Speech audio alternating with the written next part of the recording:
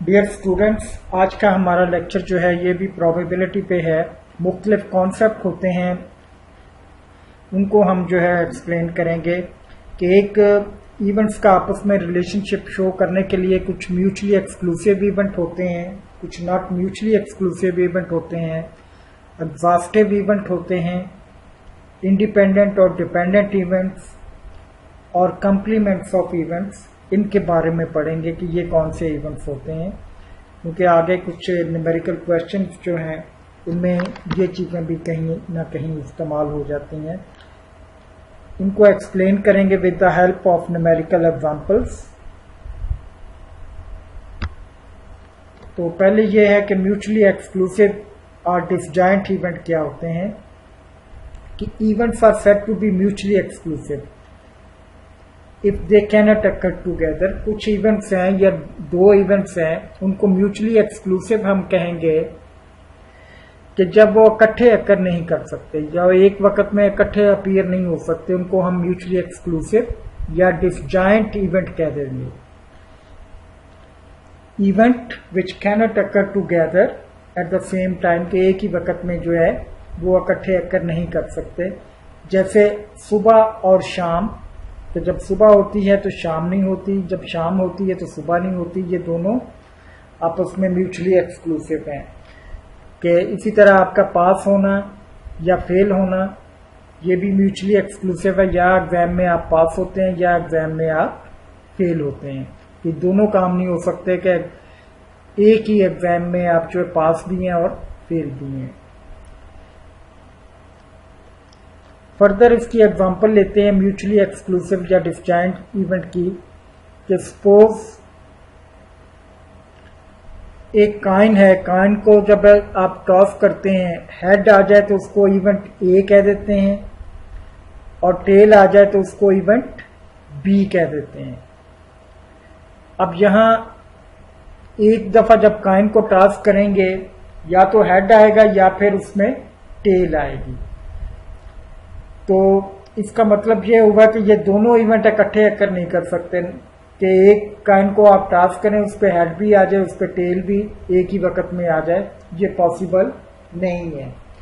तो हम इसको म्यूचुअली एक्सक्लूसिव इवेंट कहेंगे, क्योंकि ये इकट्ठे अकर नहीं कर सकते हेड और टेल एक कॉइन पे।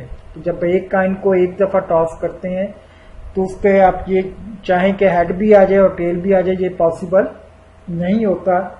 तो फिर ए और बी इवेंट आपके म्यूचुअली एक्सक्लूसिव इवेंट बन जाएंगे। एक और एग्जांपल से हम एक्सप्लेन करते हैं कि फर्ज करें कि आप एक डाई को रोल करते हैं। ए इवेंट जो है वो इवन नंबर को शो करता है, बी इवेंट जो है वो ऑड नंबर को शो करता है।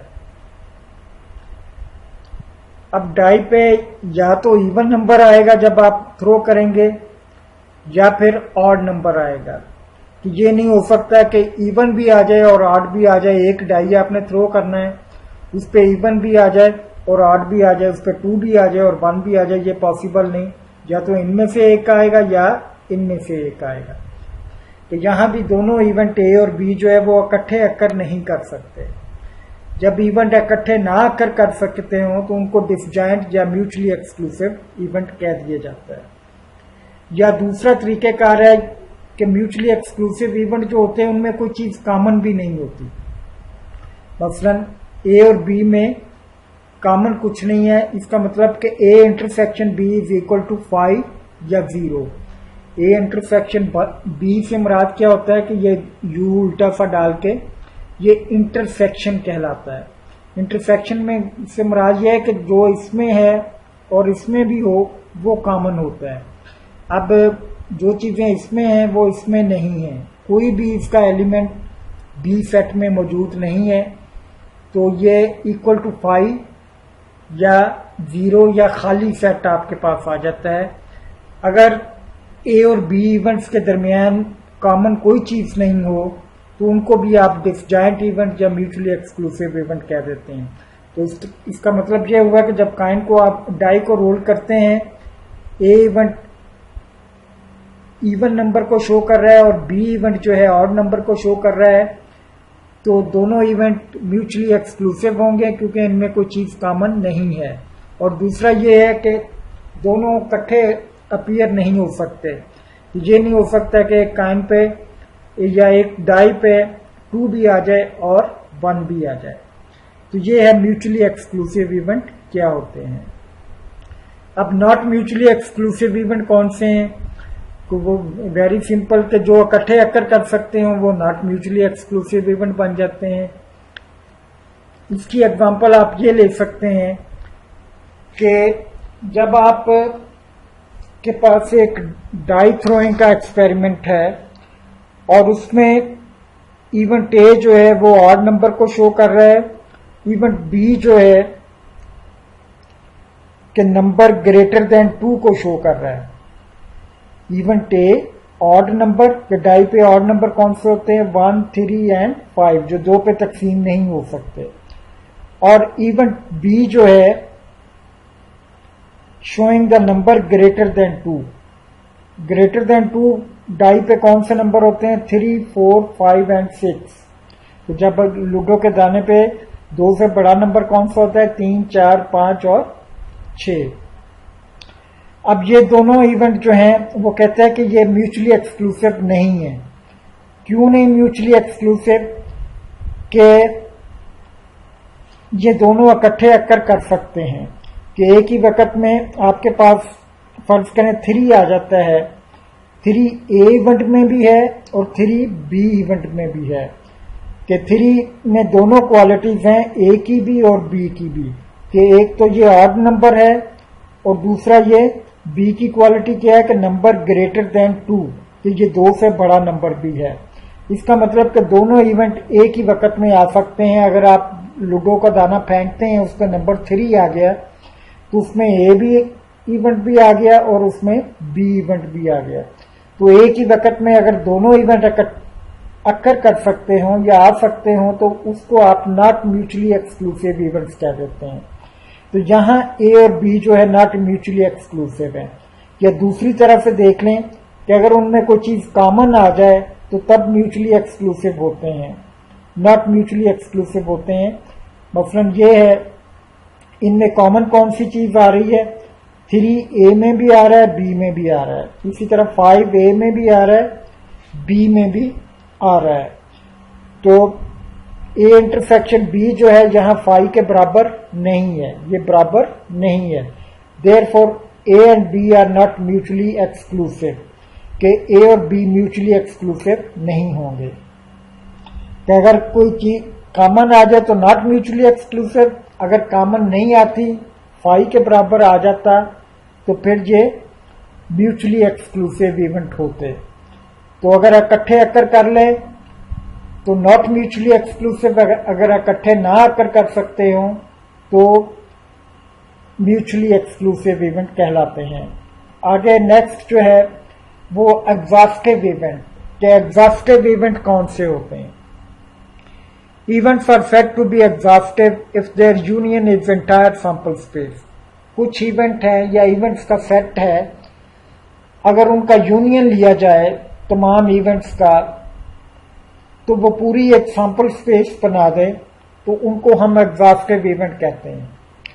कि जैसे आपकी क्लास है, क्लास को अगर आप पूरी सैंपल स्पेस कह देते हैं क्लास के स्टूडेंट्स को, तो क्लास में जो स्टूडेंट प्रेजेंट है वो आपका ए सेट बन जाता है या एक इवेंट बन जाता है, और जो स्टूडेंट एब्सेंट है वो बी इवेंट बन जाता है। और दोनों इवेंट का यूनियन लिया जाए तो ये पूरी क्लास बन जाती है। तो हमने क्या कहा कि एग्जॉस्टिव इवेंट कौन से होते हैं? कि जिनका यूनियन लिया जाए तो पूरी सैंपल स्पेस बना दे। तो यहां भी प्रेजेंट स्टूडेंट और एब्सेंट स्टूडेंट्स की जब आप यूनियन लेते हैं तो वो पूरी क्लास बना देता है, या पूरी क्लास बन जाती है। इसलिए ए और बी यहां एग्जॉस्टिव इवेंट होंगे। यूनियन क्या होता है कि वो सेट जिसमें दोनों सेट्स के एलिमेंट जो है वो मौजूद हों, वो यूनियन कहलाता है। इसकी एग्जांपल हम एक न्यूमेरिकल एग्जांपल भी ले सकते हैं कि फर्ज करें कि जब आपने डाई को थ्रो किया तो उसके 6 एलिमेंट थे सैंपल स्पेस एक डाई को थ्रो करने के लिए सैंपल स्पेस ये बनी। ए इवेंट जो है इवन नंबर को शो कर रहा है 2 4 6, बी इवेंट जो है ऑड नंबर को शो कर रहा है 1 3 5। इनका अगर यूनियन लें ए और बी का तो ये पूरी सैंपल स्पेस बन जाती है कि 1 2 3 4 5 6 आ गया और ये सैंपल स्पेस भी यही है। तो इसका मतलब ये हुआ कि ए यूनियन बी जो है ए और बी दोनों मिलकर पूरी सैंपल स्पेस बना रहे हैं। तो जो इवेंट तमाम वो इवेंट जो मिलकर पूरी सैंपल स्पेस बना दें उनको हम एग्जॉस्टिव इवेंट कह देते हैं। तो यहाँ ए और बी आर एग्जॉस्टिव इवेंट कहलाएंगे। Here A and B are exhaustive event because their union is equal to entire sample space, क्योंकि ये पूरी सैंपल स्पेस जो है वो बना रहे हैं। इसकी एक और एग्जांपल हम देख लेते हैं। जब एक की बजाय 2 डाइस को आप थ्रो करते हैं, इसमें हमने 3 इवेंट डिफाइन किए हैं। फर्ज करें कि सैंपल स्पेस आपकी ये 36 एलिमेंट बनते हैं, जैसे आपने पहले भी सीखा हुआ है कि जब एक डाई को थ्रो करें तो 6 होते हैं, 2 डाइस को थ्रो करें तो 36 एलिमेंट। ये हमने सैंपल स्पेस ब्लू कलर में बनाई हुई है। इसमें 3 इवेंट डिफाइन करते हैं कि sum of dot less than 7। A event show कर रहा है कि डॉट्स का जो सम आए वो 7 से कम हो। बी इवेंट शो कर रहा है कि sum of dots equal to 7, के जो डॉट्स का सम आए जब 2 डाइस को आपने थ्रो किया है, एक पे 1 आ गया एक पे 6 आ गया, तो उनका सम जो है वो 7 के बराबर बन गया। तो वो कहता है कि सम 7 के बराबर आए, बी इवेंट उसको शो कर रहा है। सी इवेंट शो कर रहा है कि sum of dot more than 7, कि डॉट्स का सम जो है वो 7 से ज्यादा हो, कि 8 हो जाए, 9 हो जाए, 10 हो जाए, 11 हो जाए, या मैक्सिमम आपको 2 डाइस पे सम जो है 12 तक मिलता है। 6 + 6 = 12। तो ये 3 इवेंट हमने बनाए हैं। तो यहां हमने देखना है कि ये तीनों इवेंट एग्जॉस्टिव इवेंट है या कि नहीं है। अब इसमें देखें, पहला ए इवेंट है कि sum of dot is less than 7। Less than 7 से मुराद ये है कि डॉट्स का सम जो है वो 2 हो जाए, 3 हो जाए, 4 हो जाए, 5 हो जाए या 6 हो जाए। 5 + 1 = 6। ये सारे सम जो है लेस देन 7 है। इसी तरह ये रेड कलर में जितने भी सम आ रहे हैं ये सारे ए इवेंट के फेवर कर रहे हैं, और ये सारे के सारे जो है लेस देन 7 है। लेस देन 7 की शर्त को पूरा करते हैं, क्योंकि इनका सम किया जाए तो सबका सम जो है 7 से कम है। मसलन ये 2 और 4 6 हैं, ये 3 और 2 5 हैं, ये 5 और 1 6 हैं। ये रेड वाले सारे जो हैं वो इवेंट ए को फेवर करते हैं। इसी तरह बी इवेंट कहता है sum of dot equal to 7। Equal to 7 वाले ये ग्रीन वाले केस हैं कि 1 और 6 भी 7 है, 2 और 5 भी 7 है, 3 और 4 भी 7 है, 4 and 3, 2 and 5, 6 and 1, ये सारे बी इवेंट को फेवर कर रहे हैं। और इसी तरह से सी इवेंट कहता है कि sum of dot more than 7, 7 से ज्यादा सम हो, मसलन 8 हो जाए, 9 हो जाए, 10 हो जाए, 11 हो जाए या 12 हो जाए। ये देखें, ये 8 वाली लाइन है, 6 2 6 3 5 4 4 5 3 6 2, इन सबको जब जमा करेंगे तो 8 8 आ जाएगा। ये आगे 9 वाली लाइन है, ये 10 वाली लाइन है, ये 11 वाली है और ये 12 वाली है।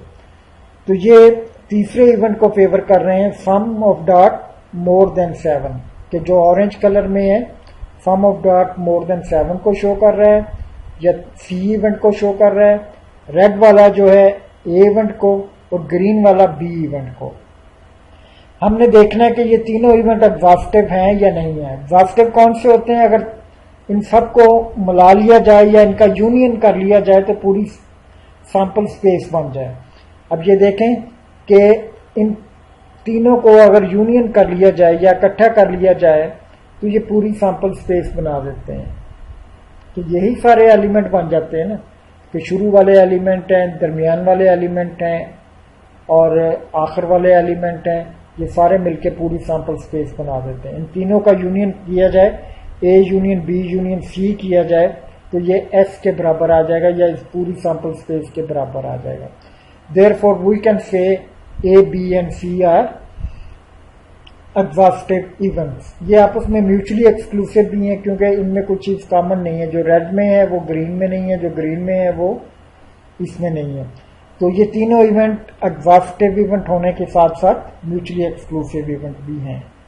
एग्जॉस्टिव कौन से हुए कि अगर इन तीनों का यूनियन किया जाए तो पूरी सैंपल स्पेस बना दें। आगे है इंडिपेंडेंट इवेंट के events are said to be independent if occurrence of one event does not affect the occurrence of or non-occurrence of other event। अगर एक इवेंट अपीयर हो रहा है तो उसके बाद में आने वाला जो इवेंट है उसकी अपीयरेंस को, अकरेंस या नॉन अकरेंस को वो अफेक्ट नहीं करता, तो उसको हम इंडिपेंडेंट इवेंट कह देते हैं। उसको हम इंडिपेंडेंट इवेंट कह देते हैं। या मैथमेटिकली उसे हम लिखते हैं कि probability of A intersection B is equal to probability of A into probability of B. इसको मल्टीप्लीकेशन लॉ ऑफ प्रोबेबिलिटी भी कहते हैं, ये हम आगे डिस्कस करेंगे। तो इवेंट्स जहां यही ध्यान में रखें कि इंडिपेंडेंट तब होते हैं कि अगर एक की अकरेंस दूसरे को अफेक्ट ना कर रही हो। मसलन क्लास में स्टूडेंट हैं, एक मशरक की जानब से आता है कॉलेज, उसकी रिहाइश जो है मशरक की तरफ है रेजिडेंस, और एक की रेजिडेंस जो है वो मगरब की तरफ है, और एक स्टूडेंट जो है जो मशरक की तरफ रहता है वो वैन पे आता है, बी स्टूडेंट जो है जो मगरब की तरफ रहता है वो पैदल आता है। तो उनका कॉलेज आना जो है, फर्ज करें दो इवेंट्स हैं, तो एक स्टूडेंट ए का आना और स्टूडेंट बी का आना एक दूसरे पे असर अंदाज नहीं होते, क्योंकि वो मशरक की तरफ से आ रहा है, बी जो है वो मगरब की तरफ से आ रहा है। कॉलेज जो है अगर ए लेट होता है तो जरूरी नहीं कि बी भी लेट हो, या बी लेट होता है तो जरूरी नहीं कि ए भी लेट हो। कि फर्ज करें कि तो यहाँ दोनों इवेंट या दोनों के आना जो है, कॉलेज आना, एक दूसरे को अफेक्ट नहीं कर रहा है। लेकिन इसके बरक्स अगर वो दोनों एक ही बस पे आते हैं, एक ही साइड से आते हैं, तो अगर ए लेट होगा तो वहां बी भी लेट हो जाएगा, तो वहां इवेंट आपके इंडिपेंडेंट नहीं रहेंगे। ए और बी जो है एक दूसरे पे डिपेंड कर रहे होंगे कि ए अगर लेट आता है, जाहिर है कि बस में आना दोनों ने इकट्ठे एक ही बस में आना है, तो बी भी जो है वो भी लेट आएगा, तो वहां इवेंट आपके डिपेंडेंट हो जाते हैं।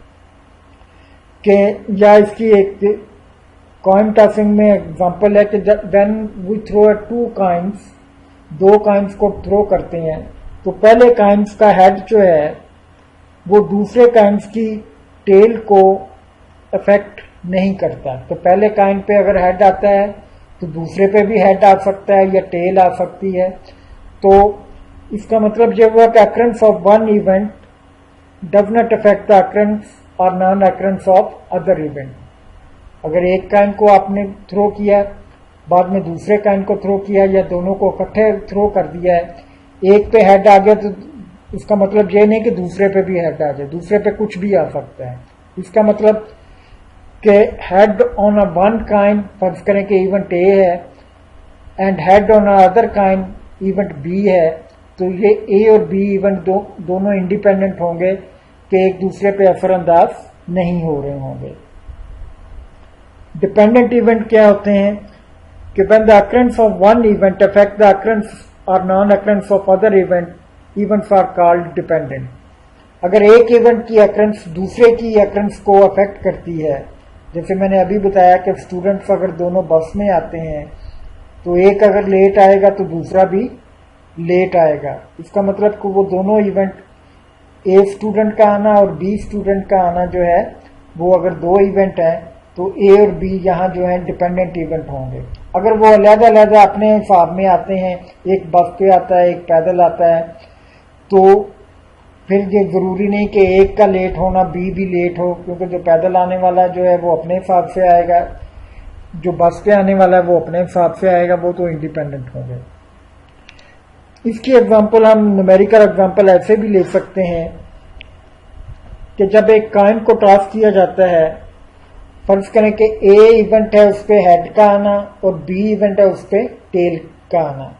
जब एक ही कॉइन होगा उसको टॉस करेंगे, उसके या तो हेड आएगा तो वो टेल को रोक देगा आने से, टेल आएगी तो हेड को आने से रोक देगी। तो इसका मतलब कि ए इवेंट बी को अफेक्ट कर रहा है और बी इवेंट ए को अफेक्ट कर रहा है, एक दूसरे पे असर अंदाज हो रहे हैं। जब असर अंदाज हो रहे होंगे तो इवेंट्स डिपेंडेंट होंगे।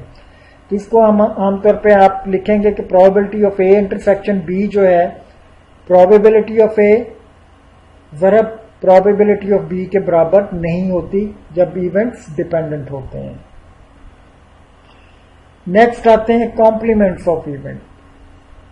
Complement of event A having all the elements outcomes of sample space excluding the outcomes associated with event A। किसी भी इवेंट का जो कॉम्प्लीमेंट आपने निकालना है वो क्या होता है कि उस इवेंट के अलावा सैंपल स्पेस में जो एलिमेंट होते हैं उनका अगर सेट बना लिया जाए तो वो ए कॉम्प्लीमेंट आ जाएगा। Complement of event A is the event having all the outcomes of sample space excluding the outcomes associated with A। A के अलावा जो भी होंगे अगर वो तमाम एलिमेंट का एक सेट बना लिया जाए तो वो कॉम्प्लीमेंट ऑफ ए कहलाएगा। इसको आमतौर पे ए बार से भी जाहिर करते हैं, ए के ऊपर ये बार सी डाल दी, ए सी से भी ए कॉम्प्लीमेंट कहलाएगा, या ए डैश से भी जाहिर करते हैं।